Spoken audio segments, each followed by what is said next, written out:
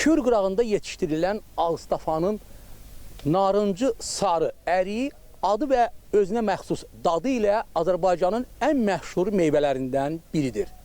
Bu meyvə həm də bölgədə meyvəçilik ənənələrinin simvolu hesab olunur. Əriyin dadlı olması və rəngi ilə seçilməsi ilk növbədə Ceyrançölün qum və gil qarışıq torpağı ilə izah edilir. Üstəlik də kürün suyu və agrotexniki qulluğun düzgün aparılması öz təsirini göstərir.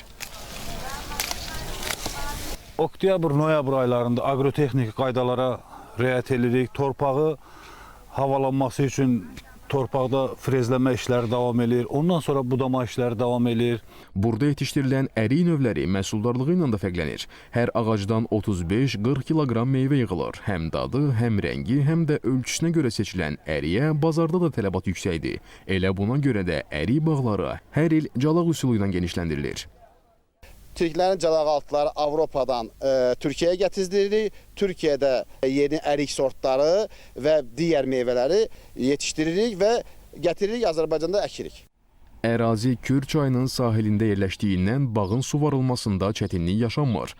Ağstafada meyvəçiliyin inkişafında bu amildə xüsusi rol oynayır. Hazırda rayonda 1600 hektardan çox meyvə bağı var ki, onun da 106 hektarı yeni salınıb.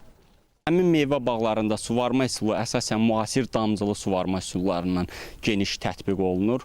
Rayon ərazisində hava şəraitinin qeyri-sabit keçməsinə baxmayaraq, meyvə bağlarında yığım prosesi davam etdirilir. Hal-hazırda ötən illərə nisbətən müqayisədə meyvə bağlarında məhsuldarlıq normaldır. Ağstafada meyvəçiliyin gələcəkdə də inkişaf etdirilməsi nəzərdə tutulur. Bu proses Ceyrançöl ərazisini də əhatə edəcək. İki layihənin biri 100 hektarlıq yenə əlavə superintensiv bağ salmaq fikirləşirik. Bir də 1500 ton həcmində ilkin mərhələdə olan soyuducu ambar kompleksi tikməyi planlaşdırırıq.